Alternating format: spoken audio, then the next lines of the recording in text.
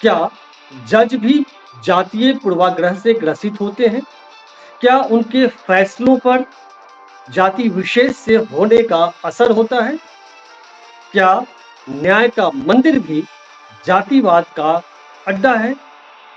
आज इस एपिसोड में हम इन्हीं सवालों के जवाब ढूंढेंगे। नमस्कार, वर्णिका हिंदी में आप सभी का स्वागत है। आपके साथ मैं हूं संतोष सारंग।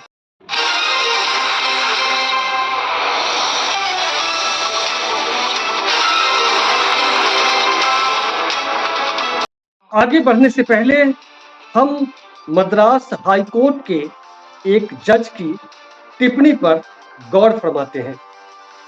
उनका नाम है न्यायमूर्ति अनीता सुमंत। उन्होंने सनातन धर्म से संबंधित एक मामले पर सुनवाई करते हुए टिप्पणी की थी कि वर्ण धर्म जाति विभाजन व्यवसाय के आधार पर किया गया था, जन्म के आधार पर नहीं। उन्होंने जोर देकर कहा था कि जातिगत असमानता को खत्म कर देना चाहिए। उन्होंने यह भी टिप्पणी की थी कि जाति के आधार पर सरकारी लाभ देने से जातिगत उन्माद को बढ़ावा मिलता है। ऑनरेबल जस्टिस अनीता सुमंत की इस टिप्पणी पर जरा गौर फरमाइए। उन्होंने जो कहा कि सरकारी लाभ जाति के आधार पर देने से जातीय उन्माद को बढ़ावा मिलता है, तो क्या उनका इशारा एससी, एसटी, ओबीसी आरक्षण की ओर नहीं था? सरकारी लाभ में तो यह भी है।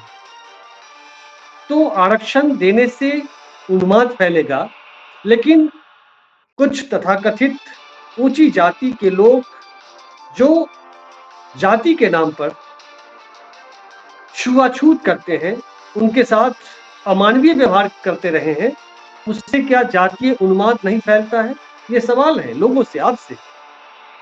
दूसरा पॉइंट है कि जातिगत असमानता को समाप्त कर देना चाहिए। बिल्कुल खत्म कर देना चाहिए, हम भी इसके समर्थक हैं। लेकिन सिर्फ जातीय असमानता की बात आप क्यों कर रही हैं? जातिवाद को यानी जाति व्यवस्था को खत्म क्यों नहीं करना चाहिए? वर्ण व्यवस्था को ही खत्म करके सभी को एक कैटेगरी में ले आओ। न कोई ब्राह्मण रहेगा, न कोई शूद्र रहेगा। और दूसरी चीज है कि ये कहती हैं कि व्यवसाय के आधार पर जो वर्ण और धर्म जो व्यवस्था हमारे समाज में है, हिंदू समाज में, वो जन्म के आधार पर नहीं। तो आज बहुत सारे ऐसे सवर्ण जाति के लोग हैं, ब्राह्मण हैं, जो शूद्रों के जो पेशे, जातिगत जो पेशा है, उसमें वे लगे हैं, उसमें अपना व्यवसाय चला रहे हैं। जैसे सैलून, जो हजाम चलाते हैं तो उसे सैलून कहा जाता है, और बड़े लोग चलाते हैं तो उसे पार्लर कहते हैं। तो बहुत सारे पार्लर जो महिलाओं के लिए या पुरुषों के लिए है, वे ऊंची जाति के लोग चला रहे हैं। जूते के शोरूम हैं, पान दुकान चला रहे हैं। तो ये बात तो मद्रास हाई कोर्ट के एक जज की उस टिप्पणी पर हम आपका ध्यान ले जाना चाह रहे थे। अब आइए सुप्रीम कोर्ट, हाई कोर्ट के उन फैसलों पर एक रोशनी डालते हैं जो पिछले कई सालों में सामने आए हैं। उससे हम पता करने की कोशिश करते हैं कि क्या जज भी जातीय दुर्भावना से, जातीय पूर्वाग्रह से ग्रसित होते हैं। 2018 में एससी एसटी एक्ट मामले पर सुप्रीम कोर्ट ने आदेश दिया था कि एससी एसटी एक्ट के मामले में बिना जांच के एफआईआर और फिर किसी की गिरफ्तारी नहीं होगी, उस पर रोक लगा दी थी। 2 अप्रैल 2018 को दलित समुदाय के लोग इस एक्ट के खिलाफ सड़कों पर उतर आए थे और भारत बंद का आह्वान किया था। वो बहुत सफलतम, बहुत सक्सेसफुल मूवमेंट था, और दलितों की नाराजगी को देखते हुए केंद्र सरकार ने एससी एसटी एक्ट को उसके पुराने और मूल स्वरूप में लाने का फैसला किया, और फिर केंद्र सरकार ने कैबिनेट की मीटिंग में एससी एसटी एक्ट संशोधन विधेयक को मंजूरी दी। अब आइए 2019 में मोदी सरकार ने पिछड़ा प्रधानमंत्री, ओबीसी प्रधानमंत्री ने सवर्णों के ऊपर मेहरबानी की और उन्हें 10% का ईडब्ल्यूएस कोटा दे दिया। संविधान में संशोधन करके 103 तीसरा संशोधन था यह। इसके बाद बहुजन समाज के लोगों ने याचिकाएं दायर की सुप्रीम कोर्ट में, कई याचिकाएं दायर की। उस पर सुनवाई करते हुए सुप्रीम कोर्ट की खंडपीठ ने इसे संवैधानिक करार दिया। 3 जजों की खंडपीठ ने माना कि संविधान में सरकार का कर्तव्य है कि हर तरह के वर्गों को उचित प्रतिनिधित्व देकर उसे मुख्यधारा में लाने की कोशिश करे। अब इस पर गौर कीजिए, हर तरह के वर्गों को प्रतिनिधित्व, हर वर्ग का मतलब क्या होता है? हर वर्ग में तो आर्थिक रूप से कमजोर वर्ग भी आता है, ईडब्ल्यूएस, जबकि आरक्षण का प्रावधान जो है, जो अवधारणा है, जो कॉन्सेप्ट है, वो गरीबी उन्मूलन का नहीं है, आर्थिक आधार पर देने का नहीं है। संविधान में कहीं जिक्र नहीं है, और सिर्फ भारत में ही नहीं, दुनिया भर में कहीं भी आर्थिक आधार पर, शायद मेरी जानकारी में तो नहीं है कि कहीं आर्थिक आधार पर आरक्षण का प्रावधान किया गया है, दिया जा रहा हो, जिसे पश्चिमी देशों में, दुनिया के दूसरे देशों में अफर्मेटिव एक्शन कहते हैं। अमेरिका में भी, साउथ अफ्रीका में भी नस्लीय जो भेदभाव वहां होते रहे हैं, रंग के आधार पर, गोरा और काला का, तो कालों का प्रतिनिधित्व बढ़ाने के लिए वहां रिजर्वेशन यानी अफर्मेटिव एक्शन का प्रावधान किया गया। लेकिन भारत में इसके खिलाफ एक बड़ा वर्ग नहीं कहेंगे, जो मुट्ठी भर लोग हैं, लेकिन उनके पास सत्ता संसाधनों का 90% से अधिक कब्जा है, वे लोग एससी, एसटी, ओबीसी के आरक्षण को आर्थिक आधार पर ईडब्ल्यूएस के देकर या फिर तरह तरह के प्रावधानों और फैसलों के जरिए इसे खत्म करने की कोशिश की जा रही। तो खुद के लिए, अपने समाज के लिए अगर लाभ देना हो तो वहां जज भी तर्क करते हैं, लेकिन भावनाओं के आधार पर उनके पास फैक्ट्स नहीं होते हैं और डेटा नहीं है।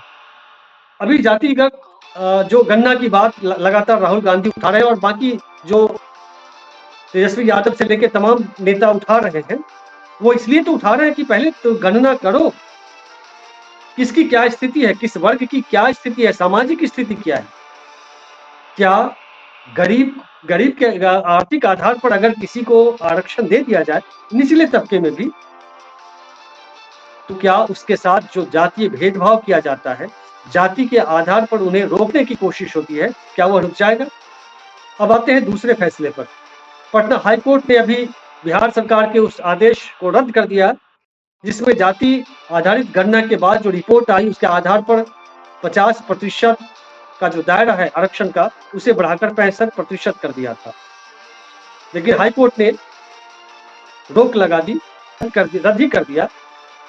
बिहार सरकार सुप्रीम कोर्ट गई और वहां याचिका दायर की, लेकिन सुप्रीम कोर्ट ने भी हाई कोर्ट के इस फैसले पर रोक लगाने से इनकार कर दिया। दूसरे फैसले पर आप नजर डालिए। कोविड के दौरान 2019 में सुप्रीम कोर्ट ने कहा था कि आरक्षण मौलिक अधिकार नहीं है, लेकिन संविधान की धारा 16(4) में यह साफ तौर पर आरक्षण का उल्लेख है। कोविड-19 के दौरान ही सुप्रीम कोर्ट की संविधान पीठ ने आदिवासी स्कूलों में आदिवासी शिक्षकों के 100% आरक्षण को खत्म कर दिया था। ये कई फैसले हैं जो ये दर्शाते हैं कि सुप्रीम कोर्ट या हाई कोर्ट के जज भी जातीय पूर्वाग्रह से ग्रसित है। वो ईडब्ल्यूएस आरक्षण एक तरफ सवर्णों को दिया गया और दूसरी तरफ जो फैसले हैं एससी, एसटी, ओबीसी के पक्ष, हक हुकूक के लिए, अधिकारों के लिए, इन फैसलों से साफ ये नजर आता है कि कहीं ना कहीं जाति विशेष का होने की वजह से जज ऐसा फैसला देते रहे हैं। एससी, एसटी आरक्षण को लेकर जो फैसला अभी आया है उसमें कोटा विद इन कोटा की जो चर्चा है, जो उप वर्गीकृत किया गया है, वो आखिर एससी एसटी के हक हुकूक का सवाल है, इसलिए ना ईडब्ल्यूएस में आखिर ये कैटेगराइजेशन क्यों नहीं किया गया? जब नए संसद भवन में पहला विधेयक पारित हो रहा था, पेश किया गया, वो था नारी शक्ति बंधन अधिनियम, जिसमें ओबीसी कोटा की मांग पिछले कई सालों से बहुजन समाज के नेता करते रहे हैं, लेकिन सरकार ने भी यह देने से इनकार किया। कोटा विद इन कोटा वहां क्यों नहीं दिया जाना चाहिए? तो ऐसे में तो फिर जो पार्टियां अगर टिकट नहीं देंगी एससी एसटी ओबीसी महिलाओं को, हालांकि एससी और एसटी के लिए अलग से जो रिजर्व सीटें हैं उसी में 33% दिया जाएगा। ये चालाकी कितनी है? जब आप महिलाओं के लिए अलग से आरक्षण की व्यवस्था कर रहे हैं, तो उसमें एससी एसटी ओबीसी के लिए कोटा अलग से क्यों नहीं दे रहे हैं? कि पहले से जो एससी और एसटी के लिए है उसमें से आप निकाल रहे हैं, तो मान लेते हैं उसमें से अगर निकालते हैं, ओबीसी महिलाओं के लिए क्या है? तो ओबीसी महिलाओं को तो प्रतिनिधित्व शायद ही मिल पाएगा। यदि कोई पार्टी अगर टिकट न दे, तो क्या कोई ओबीसी महिला जीत पाएंगी? कोटा विद इन कोटा का जो सवाल है, जिस खंडपीठ ने कोटा विद इन कोटा की बात की, फैसला दिया, लोग सवाल उठा रहे हैं कि पहले तो जो कॉलेजियम सिस्टम है, जो कुछ ही परिवार का कब्जा है, जो शीर्ष अदालत है उस पर, तो उसमें क्यों नहीं डाइवर्सिटी लानी चाहिए? पहले जज साहब या जो सुप्रीम कोर्ट, हाई कोर्ट है, पहले तो कॉलेजियम सिस्टम को खत्म करें और उसमें अलग-अलग जो जज साहब कह रहे हैं कि हर वर्ग के हर तरह के वर्गों को प्रतिनिधित्व चाहिए, तो पहले तो सुप्रीम कोर्ट में के जो जज हैं उनमें एससी एसटी ओबीसी को प्रतिनिधित्व देकर उसे मुख्यधारा में लाने की कोशिश तो की जाए। कॉलेजियम को लेकर के अनुसूचित जाति आयोग ने अपनी रिपोर्ट जारी की थी, उसमें लिखा था कि कॉलेजियम एक गैर संवैधानिक प्राधिकरण है। ये अनुसूचित जाति आयोग की रिपोर्ट में इसका जिक्र है कि जो कॉलेजियम है सिस्टम, वो गैर संवैधानिक प्राधिकरण है, जिसका आविष्कार जस्टिस जेएस वर्मा और उनके सहयोगी जजों ने सुप्रीम कोर्ट व हाई कोर्ट के जजों की नियुक्ति के लिए किया था। इसकी संविधान में कोई परिकल्पना नहीं है और न ही संविधान बनाने वाले पितामहों ने इसके बारे में कभी सोचा था। अब बताइए कि जो शीर्ष अदालत है उसके शीर्ष पदों पर कॉलेजियम सिस्टम के जरिए बिना परीक्षा, बिना इंटरव्यू के जज हैं, उनके बाद जो उनके बेटे हैं या फिर उस पर दबदबा है जिन जातियों का, वो ऊपर वाली ही जाति के जज हैं अधिकतर। तो पहले तो कॉलेजियम सिस्टम है उसको खत्म किया जाए। तो ये कुछ जो मैंने रोशनी डाली, जो कुछ उदाहरण दिए हैं, वे ये सिद्ध करते हैं कि जज भी जातीय पूर्वाग्रह से मुक्त नहीं है।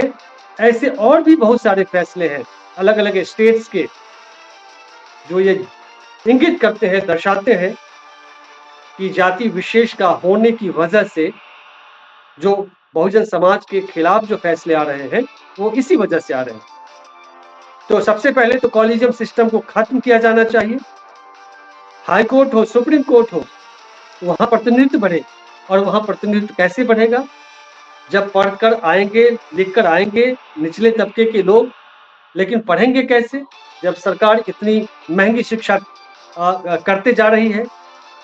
क्या कभी किसी भंगी, किसी डोम जाति के व्यक्ति को कहीं देखा है अपने स्कूल और कॉलेज, यूनिवर्सिटीज में? इस पर अलग से हम चर्चा करेंगे।